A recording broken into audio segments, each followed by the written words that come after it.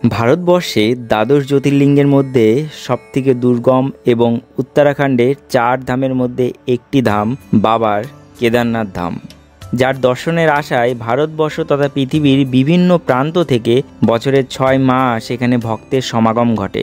কারণ বরফের কারণে বছরের বাকি 6 মাস মন্দিরের কপাট বন্ধ থাকে। এবার আমরা কেদারনাথ ভ্রমণ করেছিলাম মন্দিরের কপাট খোলার মাত্র 1 সপ্তাহের মধ্যেই। গতকাল অক্লান্ত পরিশ্রম করে আমরা এসে পৌঁছেছি কেদারনাথের নন্দী বেস ক্যাম্পে। আজ সকালে আমরা আবার যাব বাবা কেদারনাথের উদ্দেশ্যে। তবে এবার আছে অনেক নিয়মকানুন। সকালে আগে থেকে নিতে হবে দর্শনের জন্য টোকেন। এই টোকেন ছাড়া কিন্তু আপনাকে ভেতরে প্রবেশ করতে দেওয়া হবে না।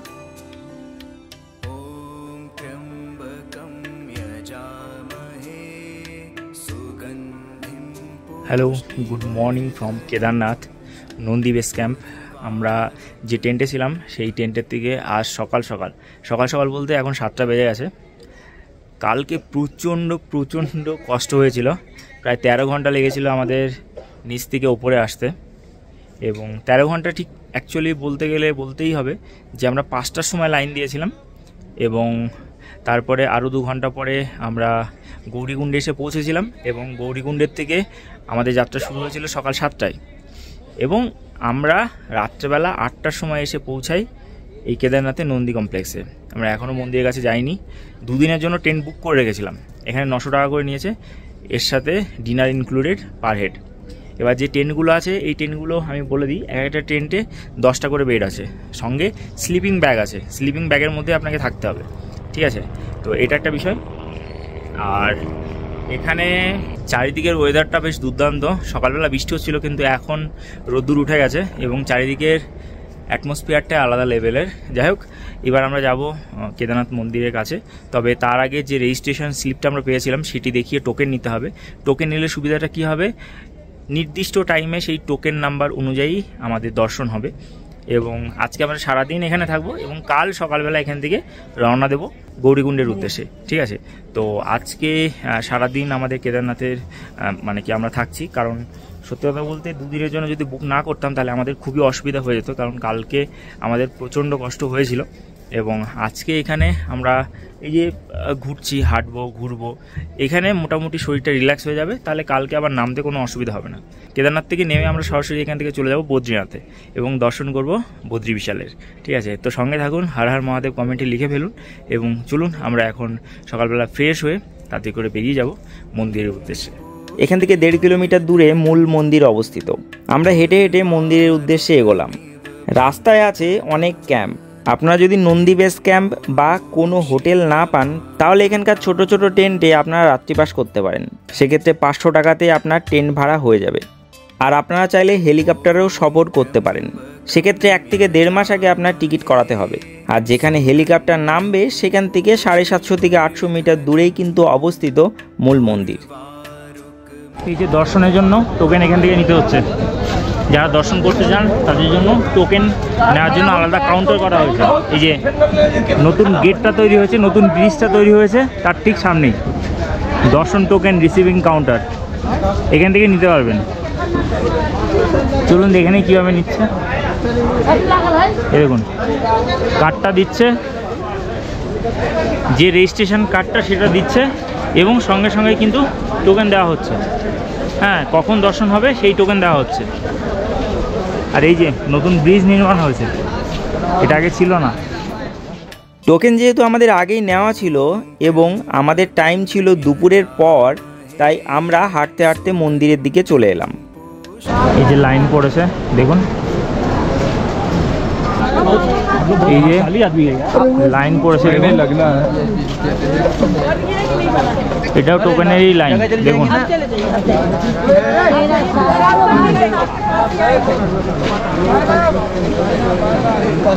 তো আমাদের স্লট পড়েছে দুপুর 2টো থেকে 3টের মধ্যে, কিন্তু যা লম্বা লাইন, প্রায় 1-1.5 কিলোমিটারের উপরে লম্বা লাইন, তার জন্য এখন বাজে 10:30। আমরা এসে লাইনে এসে দাঁড়িয়েছি। আমি যদিও উপরে বসে রয়েছি, এই যে নিচ দিয়ে লাইন, এবার বিষয়টা হলো যে আমরা ভেবেছিলাম যে উপরে কালভৈরব মন্দিরে যাব, কিন্তু আগে দর্শন করে আসি, তারপরে ওখানে যাব, মানে যদি পারি, কারণ অনেকটাই উপরে হেঁটে যেতে হবে যদি সময় সুযোগ হয়।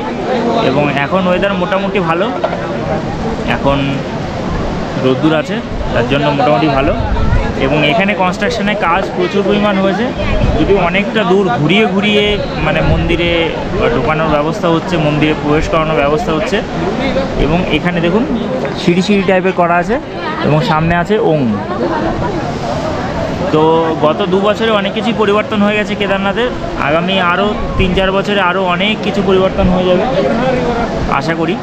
ঠিক আছে, সঙ্গে থাকুন, দেখতে থাকুন। তো লাইনে যেটা দাঁড়িয়েছে, লাইনে না দাঁড়ালেও হবে। এখানে কিন্তু এখন বাজে 11টার সময় 1টা থেকে 2টো স্লটের যাদের পড়চি আছে তাদেরকে ছাড়া হচ্ছে। আপনি যদি লাইনে নাও দাঁড়ান এবং সাইডে চলে আসেন তবুও কিন্তু হবে। আমাদের 2টো থেকে 3টে স্লট, তবে আমরা লাইনে দাঁড়িয়ে আছি, কোনো সমস্যা নেই। এবং পড়চি দেখে দেখে তারপরে কিন্তু ভেতরে ছাড়া হচ্ছে। হ্যাঁ, এই সাইডে পুরো লাইন করা আছে, কোনো সমস্যা নেই। হ্যাঁ, এখন 1টা থেকে 2টোর স্লটের যাদের আছে তাদের ছাড়ছে ভেতরে, ঠিক আছে, কারণ ভেতরে অনেকটাই ভিড় আছে। তো এখন 1টা থেকে 2টো স্লটে ছাড়লে তাহলে আপনারা কিন্তু দর্শন করতে পারবেন। ভারতের উত্তরাখণ্ডের গাড়োয়াল হিমালয়ের মন্দাকিনী নদীর তীরে দ্বাদশ জ্যোতির্লিঙ্গের একটি কেদারনাথ জ্যোতির্লিঙ্গ অবস্থিত। প্রতি বছর অক্ষয় তৃতীয়ার দিন উকিমঠ থেকে মন্দিরের বিগ্রহ এই মন্দিরে নিয়ে আসা হয় এবং তখন মন্দিরের দ্বার খোলা হয় এবং ঠিক তার 6 মাস পর ভাতৃদ্বিতীয়ার দিন আবার মন্দিরের কপাট বন্ধ করে বিগ্রহ উকিমঠে নিয়ে যাওয়া হয়। 11,755 ফুট উচ্চতায় মন্দিরের অবস্থান, তাই প্রচণ্ড শীতের প্রকোপে এবং তুষারপাতের ফলে বাকি 6 মাস কিন্তু মন্দিরের দ্বার বন্ধ থাকে। মানা হয় কেদারনাথের এই মন্দির বানিয়েছিলেন পাণ্ডবরা। মহাভারতের যুদ্ধের পর পাণ্ডবরা তাদের পাপস্খলনের জন্য মহাদেবের কাছে ক্ষমা প্রার্থনার জন্য যাত্রা শুরু করেন, কিন্তু মহাদেব তাদের সাথে দেখা করতে অনিচ্ছুক ছিলেন, তাই তিনি নন্দী বা ষাঁড়ের রূপ ধারণ করেন। কিন্তু দ্বিতীয় পাণ্ডব অর্থাৎ ভীম ভগবান শিবকে চিনে ফেলেন এবং সেই গুপ্তকাশীতে নন্দীবেশে মহাদেব যখন মাটির তলায় সমাহিত হতে থাকেন তখন সেই নন্দী বা ষাঁড়ের লেজ এবং পেছনের পা ধরে ফেলেন ভীম। তবে মহাদেব সেখান থেকে মাটির তলায় ধীরে ধীরে মিলিয়ে যান, আর তখন থেকেই এই জায়গার নাম পড়ে গুপ্তকাশী, যেখানে মহাদেব নিজেকে গুপ্ত রাখতে চেয়েছিলেন।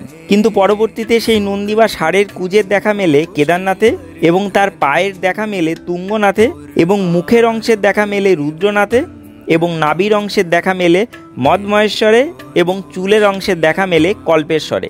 এই 5টি অংশ মিলে তৈরি হয় পঞ্চকেদার, কিন্তু এর মধ্যে সবথেকে বেশি মান্যতা পায় কেদারনাথ, কারণ পাণ্ডবরা এই পঞ্চকেদারের স্থাপন করে কেদারনাথে এসে যজ্ঞ করেন এবং সেখান থেকেই স্বর্গরোহিণী পথ বা স্বর্গে যাওয়ার পথের সন্ধান পান।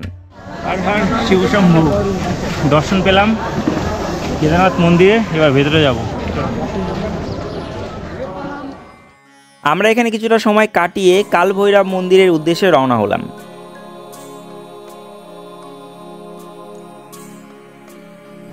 এই যে ভৈরবনাথ মন্দির, এই যে পুলটা ক্রস করে এখান থেকে হেঁটে ভৈরবনাথ মন্দিরে যেতে হবে। আমরা গতবার মিস করেছিলাম, কিন্তু এবার আর মিস করছি না। এইবার যাব ভৈরবনাথ মন্দিরে। আমাদের টাইম দিয়েছে ওখানে লাইনে দাঁড়ানোর জন্য, লাইনে দাঁড়ানো নয়, ওখানে 1:30টার সময় আসতে বলেছে। যেহেতু আমাদের 2টো থেকে 3টের মধ্যে স্লট, 1:30টার সময় আসতে বলেছে। এখন বাজে 11:30, আমরা 2 ঘন্টার মধ্যে ভৈরবনাথ দর্শন করে আসবো। চলুন। হর হর মহাদেব। আমরা গতবার যখন অমরনাথে গেছিলাম তখন প্রচুর ভান্ডারা ছিল, কেদারনাথে কিন্তু এবার ভান্ডারা বসেছে, ঠিক আছে, দেখতে পাচ্ছেন। চলবে হচ্ছে 2রা মে থেকে 23শে অক্টোবর অবধি। এখানে ভান্ডারাতে আপনারা ফ্রিতে খাওয়া দাওয়া খেতে পারবেন। এই যে আপনারা যদি চান এই ভৈরবনাথ মন্দিরে যাওয়ার পথে এই জায়গাটাতে ভান্ডারা বসেছে। যাদের খাওয়া দাওয়ার প্রবলেম আছে তো বাবার কাছে চলে আসুন, খাওয়ার কোনো সমস্যা হবে না, ঠিক আছে। আর এখানে প্রচুর টেন্টের ব্যবস্থা আছে, থাকার কোনো সমস্যা নেই। মোটামুটি 400 থেকে 500 টাকা আপনি টেন্ট পেয়ে যাবেন পার হেড। গতবার ভৈরবনাথ মিস করেছিলাম, এবার আর না। 300 মিটার এখান থেকে নেক্সট।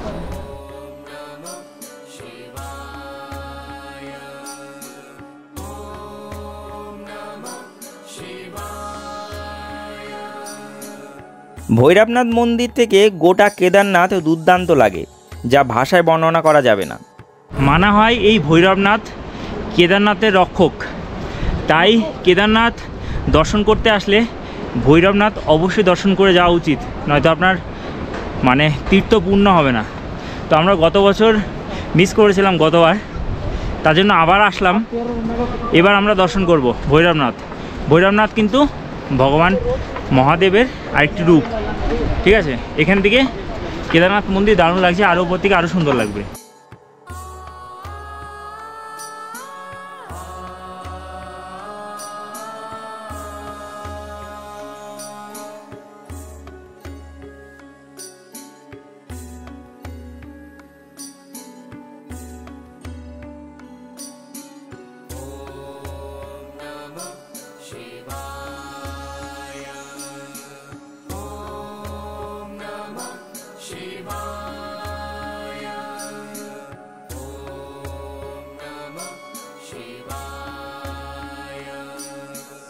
তো আমরা ভৈরবনাথ মন্দিরে আসলাম। এটা নিচ থেকে প্রায় 300-400 মিটার ট্রেক করে উপরে আসতে হয়, তবে খুব একটা কঠিন পথ নয়, আপনারা আসতে পারেন, ঠিক আছে। গতবার আমরা আসিনি, ভয়তেই আসিনি, তবে এবার এসছি, কোনো সমস্যা নেই। আমরা দর্শন করে নিলাম এবং এবার আমরা এখান থেকে নিচে থেকে যাব। কালভৈরব মন্দিরে ভৈরবনাথের দর্শন করে আমরা আবার নিচে চলে এলাম। নিচে আসতে আসতেই বৃষ্টি শুরু হয়েছে।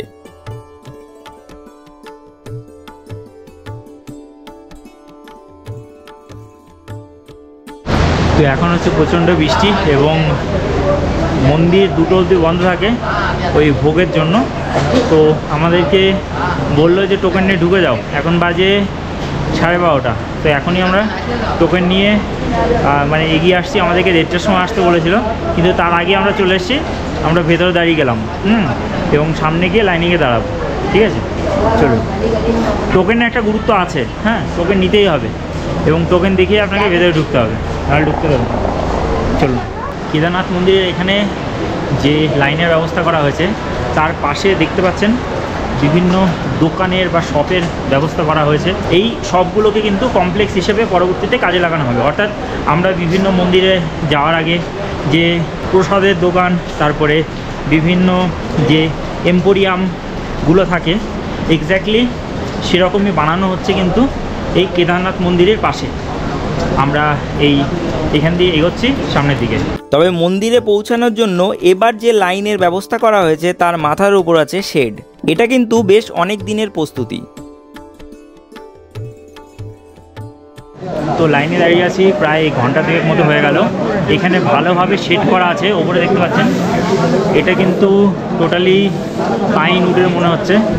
এইভাবে সেট করা আছে এবং বসার জায়গাও দেওয়া আছে, যাতে মানুষ দর্শন করতে যাওয়ার সময় লাইনে অনেক সময় ভিড় হয়, তো অনেকের সমস্যা হয়, কারণ অনেকে হেঁটে আসেন, তো গা হাত পা ব্যথা হয়, তো বসতে পারবেন। 2 ঘন্টা ধরে আমরা লাইনে দাঁড়িয়ে আছি। 1টা থেকে 2টো অবধি মন্দির বন্ধ থাকে, তো মন্দিরের দ্বার বন্ধ থাকে, কারণ তখন ভোগ আরতি চলে, ঠিক আছে। তো আমাদের টাইমিং ছিল 2টো থেকে 3টে, এখন বাজে প্রায় 3:45। তো আমরা লাইনে এসে দাঁড়িয়েছিলাম 1টার সময় এবং এখন বাজে 3:45, প্রায় 2 ঘন্টা আমরা দাঁড়িয়ে আছি, ঠিক আছে। তো আশা করছি আর ঘন্টাখানেকের মধ্যে দর্শন হয়ে যাবে। আমরা নর্মাল লাইনে দাঁড়িয়েছি, কোনো ভিআইপি লাইনে নয় বা কোনো ফাঁক ফোকর দিয়ে নয়, নর্মাল লাইনে শান্তভাবে যাচ্ছি, কারণ সাধারণ মানুষ আমরা সাধারণভাবেই দর্শন করব। তো মন্দিরে ঢোকার একটুকুনি আগে আমাদের টোকেনটা নিয়ে নেওয়া হলো। টোকেন কিন্তু নিয়ে নেবে, মানে একই টোকেনে আপনি বারবার দর্শন করতে পারবেন না, একবারই দর্শন হবে। তো টোকেন নিয়ে নিয়েছে, এবার আমরা লাইন দাঁড়িয়ে পড়েছি, সামনে গিয়ে চটি খুলে রাখবো, তারপর গিয়ে দর্শন করে নেবো, ঠিক আছে। তো আমরা প্রায় মন্দিরের কাছে চলে এসেছি, 2.5 ঘন্টা হয়ে গেল লাইনে দাঁড়িয়ে আছি। চলে এসেছি মন্দিরের মধ্যে। ভিডিওগ্রাফি ফটোগ্রাফি অ্যালাউ নেই, মন্দিরের বাইরে থেকেই তুলতে হবে।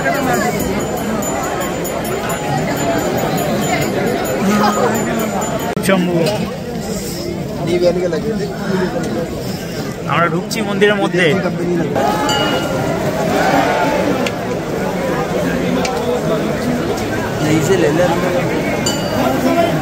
এই মন্দির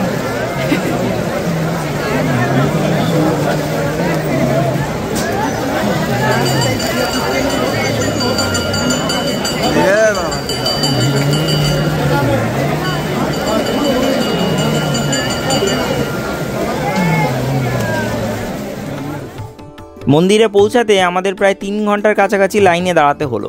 আমরা ভেতরে ভগবানের দর্শন করলাম। ভেতরে কিন্তু ভগবানের সাথে সাথে আছে পাণ্ডবদের মূর্তি এবং শ্রী বিষ্ণুর মূর্তি, যতটা আমরা দেখতে পেলাম। আমরা সব কিছুর দর্শন সেরে বাইরে বেরিয়ে এলাম। আপনারা চাইলে 50, 100 বা 200 টাকার যে পুজোর থালি পাচ্ছিলেন সেটি দিয়ে কিন্তু পুজো দিয়ে নিতে পারেন। পুজো দেওয়ার জন্য যে ভিআইপি পুজোর টাকা দিতে হবে সেটি কিন্তু নয়। তো হর হর মহাদেব, আমাদের দর্শন কমপ্লিট হয়ে গেল 2.5 ঘন্টার মধ্যেই। এখন বাজে 3:30, আমাদের দর্শন কমপ্লিট হয়েছে এবং ভালোভাবে দর্শন করতে পেরেছি। জাস্ট ওই 10 সেকেন্ড মতো আপনাকে দাঁড়াতে দেবে দর্শন করার জন্য, প্রণাম করার জন্য। এই 10 সেকেন্ডের জন্যই কিন্তু 22 কিলোমিটার হেঁটে আসা। শুধু 22 কিলোমিটার বলে না, 2000 কিলোমিটার দূর থেকে বাড়ি থেকে আসা এই 10 সেকেন্ডের জন্যই। এটাই মেন, এই 10 সেকেন্ডই মেন। ভগবানকে দেখে মনের আশা পূরণ করা, এটাই আসল বিষয়। তো আশা করি আপনাদের ভিডিওটি ভালো লাগবে। ভিডিও ভালো লাগলে অবশ্যই কমেন্টে লিখে ফেলুন হর হর মহাদেব, জয় শ্রী কেদার। আমরা এখান থেকে পেছনের দিকে চলে গেলাম। পেছনে আছে আদি শঙ্করাচার্যের সমাধিস্থল। অনেক শাস্ত্রমতে মানা হয় যে আদি শঙ্করাচার্য তার দেহ কেদারনাথের এই পাহাড়েই ত্যাগ করেছিলেন। তার প্রতীকী স্বরূপ এখানে তার বৃহৎ বড় মূর্তি বানানো আছে।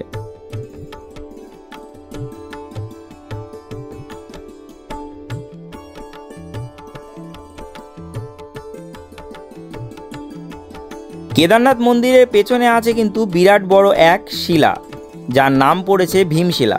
2013 সালের বন্যায় যখন পুরো উত্তরাখণ্ড বিধ্বস্ত, তখন এই কেদারনাথ মন্দিরে কিন্তু ভীষণ ক্ষতি হয়েছিল এবং এই মন্দির কিন্তু প্রচণ্ড বন্যার কারণে ধ্বংস হয়ে যেত। তারই মাঝে হঠাৎই পাহাড় থেকে নেমে আসে একটি বৃহৎ আকৃতির শিলা এবং মন্দিরের ঠিক পেছনে এসে দাঁড়িয়ে যায় আর কেদারনাথ মন্দিরের রক্ষা করেন। তখন থেকেই এই শিলাকেও পুজো করা হয় এবং নাম পড়ে যায় ভীমশিলা। তো মন্দিরের পাশে আমরা চলে এসেছি। এখান থেকে আপনারা স্পেশাল দর্শন করতে পারেন। এক্সট্রা টাকা দিয়ে আপনাকে স্পেশাল দর্শন করতে হবে, তার জন্য আলাদা করে টোকেন নিতে হবে। এবং এই পেছনের সাইড দিয়েও স্পেশাল দর্শন হলে এই পেছনের সাইড দিয়ে আপনারা ঢুকতে পারবেন, ঠিক আছে? অত লম্বা লাইন আপনাকে দিতে হবে না। 5000 টাকা টোকেন, মানে যে মন্দিরে পুজো দেওয়ার জন্য 5000 টাকা। এই দেখুন, আমরা সন্ধ্যেবেলা আবার আসবো সন্ধ্যা আরতি দেখার জন্য, কিন্তু তার আগে খাওয়া দাওয়া করতে হবে। সকাল থেকে কিছু খাইনি, ওই সেই ছাতু খেয়েছিলাম এবং মাঝখানে একটুখানি ম্যাগি খেয়েছিলাম, তারপরে আর কিছু খাওয়া হয়নি। তো এখানে বিভিন্ন যে সিদ্ধ বাবারা আছে তাদের কাছ থেকে আশীর্বাদ নিতে পারেন, আমরাও নিলাম। এই যে বস্ত্র লাগিয়ে দিয়েছে, হ্যাঁ। তো শ্রী কেদারনাথের এই যে ছোট্ট মন্দির নিয়ে এখন আমরা রওনা দেব আমাদের টেন্টের দিকে। তার আগে খাওয়া দাওয়া করে নেব এবং কমেন্ট অবশ্যই লিখে ফেলুন হর হর মহাদেব, জয় শ্রী কেদার। এবং এই যে কেদারনাথজির মন্দির আরেকবার দেখে নিন। কেদারনাথের কয়েকটা হোটেলের সন্ধান দিচ্ছি। এই যে Shukla guest house, phone number Himachal house, আর এই যে নিউ হিমাচল হাউস, এখানে থাকতে পারেন। তো আমরা হোটেল কেদ্রিতে খেতে এসেছি, কেদারনাথে কেদ্রি হোটেলে। তো এই যে ফ্রাইড রাইস, এটা 200 টাকা। এটা দেখলে বুঝতে পারবেন না, হাতটা দেখুন, হাতটা দেখলে বুঝতে পারবেন যে ফ্রাইড রাইসের বাটি কতটা। এটা 200 টাকা, খাবারের দাম প্রচণ্ড বেশি। আর এটা হচ্ছে মাটার পানির, এটা ফুল প্লেট অবধি ছিল, এটার দাম হচ্ছে 400 টাকা। আর এখানে থালি হচ্ছে 300 টাকা করে। খাওয়া দাওয়া একটু কস্টলি, এটা মাথায় রাখবেন কেদারনাথে আসলে। তো এখন বাজে 5:30। আমরা ভেবেছিলাম যে এখানে 2 ঘন্টার সময় কাটাবো এবং 7:30টার সময় আমরা দেখে নেব সন্ধ্যা আরতি, কিন্তু এখানে প্রচণ্ড ঠান্ডা। এখন এখানে 3 ডিগ্রিতে নেমে গেছে। আর এখানে একজন যে পুলিশ আছে তার কাছে শুনলাম যে হাই অল্টিটিউড এবং শীতের কারণে কাল নাকি 3 জনার মানে শ্বাসকষ্টে মানে 3 জন মারা গেছে, ডেথ হয়ে গেছে 3 জনার। তার জন্য এখানে আর দাঁড়ালাম না, আপাতত যাচ্ছি আবার টেন্টে গিয়ে ওখানে গিয়ে 1 ঘন্টা রেস্ট নেব। রেস্ট নিয়ে তারপর আবার 7টার দিকে ওখান থেকে রওনা দেবো। এখানে 7:30টায় সন্ধ্যা আরতি, আমরা 7:30টার সন্ধ্যা আরতি এসে দেখবো, ঠিক আছে? তো চলুন, আর লেট করে লাভ নেই, কারণ এখানে প্রচণ্ড ঠান্ডা। রাত্রেবেলা -4 ডিগ্রিতে নেমে যাচ্ছে, এই আর কি অবস্থা। হাঁটতে হাঁটতে চলে আসলাম আমাদের টেন্টে। ভেবেছিলাম সন্ধ্যায় সন্ধ্যা আরতি দেখতে যাব, তবে প্রচণ্ড ঠান্ডার কারণে এবং বৃষ্টির কারণে আমরা রাত্রেবেলা আর সন্ধ্যা আরতি দেখতে যাইনি, যেহেতু গতবার যখন আমরা এসেছিলাম তখন সন্ধ্যা আরতির সাক্ষী ছিলাম। রাত্রেবেলা এটা আমাদের খাবার আজকের, লুচি, ভাত, ডাল আর এটা একটা সবজি, এটা আমরা খাবো। অনেকেই খাচ্ছে এই দেখুন বসে। আর এই যে এখানে বুফে সিস্টেমে দেওয়া হচ্ছে, টোকেন সিস্টেমে আমরা খাবো এখন। রাতে নন্দী বেস ক্যাম্পের সাথেই কিন্তু আমাদের খাওয়া দাওয়ার আয়োজনও ছিল, তবে খাওয়া দাওয়া খুব একটা যে সুস্বাদু তা নয়। পেট ভরার জন্য আমরা এটাই খেয়েছিলাম এবং ঘুমিয়ে পড়েছিলাম। তো আজ কেদারনাথের তৃতীয় দিন এবং শেষ দিন। আজকে সকাল সকাল, এখন বাজে 6:30, আর একবার যাচ্ছি মন্দিরে দর্শন করতে। হয়তো ভেতরে গিয়ে ভগবানের দর্শন হবে না, কিন্তু মন্দিরের দর্শন একবার করে এসে এবার রওনা দেব নিচের দিকে, গৌরীকুণ্ডের দিকে। ঠিক আছে, চলুন একবার মন্দিরের দর্শন করে নিই, তারপরে দেখা হচ্ছে। পরের দিন সকালবেলা আবার আমরা হাঁটতে হাঁটতে গিয়েছিলাম মন্দির দর্শন করতে। প্রায় 1 ঘন্টার মধ্যে মন্দির দর্শন করে নিয়েছিলাম। আমরা এসে পৌঁছলাম কেদারনাথ মন্দিরে এবং বাইরে থেকে দর্শন করে নিলাম, কারণ ভিতরে যাওয়ার এখন আর সময় নেই, আমাদের নামতে হবে। So thank you so much আপনাদেরকে, আপনারা যারা দর্শক তারা আমাদেরকে এতটা সাপোর্ট করেছেন যে আমরা আবার আসতে পেরেছি কেদারনাথ মন্দিরে। এবং থ্যাংক ইউ সো মাচ ভগবানকেও যে আবার তিনি দর্শন দিলেন আমাদের। এবার নেমে যাওয়ার পালা, এবার হবে বদ্রী বিশালের দর্শন। ঠিক আছে, চলুন তাহলে। হর হর মহাদেব, ওম নমঃ শিবায় বলে আজকে আমরা এখান থেকে রওনা দিচ্ছি নিচে গৌরীকুণ্ডের উদ্দেশ্যে। টেন্টে ফেরত এসে সকাল 8টায় রওনা দিয়েছিলাম গৌরীকুণ্ডের উদ্দেশ্যে। আমরা কিন্তু আজ গৌরীকুণ্ডে ফিরবো আবার পায়ে হেঁটে, এবং আজকের পথ কিন্তু প্রচুর শর্টকাটে আমরা করেছিলাম এবং হয়েছিল অনেক অ্যাডভেঞ্চার। আর গৌরীকুণ্ডে নেমে যাত্রা করেছিলাম বড় চারধাম বা ছোট চারধামের একটি বদ্রীনাথ ধামের উদ্দেশ্যে। সে গল্প করব আমরা পরবর্তী ভিডিওতে। তো আজকের ভিডিওটি কেমন লাগলো অবশ্যই কমেন্টে জানাতে ভুলবেন না। কমেন্টে লিখবেন জয় শ্রী কেদারনাথের জয়। ভিডিও ভালো লাগলে অবশ্যই ভিডিওটিকে লাইক করবেন, শেয়ার করবেন। চ্যানেলে নতুন হয়ে থাকলে অবশ্যই চ্যানেলটিকে সাবস্ক্রাইব করে পাশে বেল আইকনটি হিট করে অল নোটিফিকেশন ক্লিক করে রাখতে ভুলবেন না। এবং আপনি চাইলে আমাকে ইনস্টাগ্রাম ও ফেসবুকেও ফলো করে রাখতে পারেন। তো ভালো থাকুন, সুস্থ থাকুন, ঘুরতে থাকুন, বিন্দাস থাকুন। Thank you for watching and bye. দেখা হচ্ছে আমাদের পরবর্তী ভিডিওতে। ততক্ষণ স্টে সেফ, স্টে হেলদি। জয় হিন্দ, বন্দে মাতারাম, ভারত মাতা কি জয়।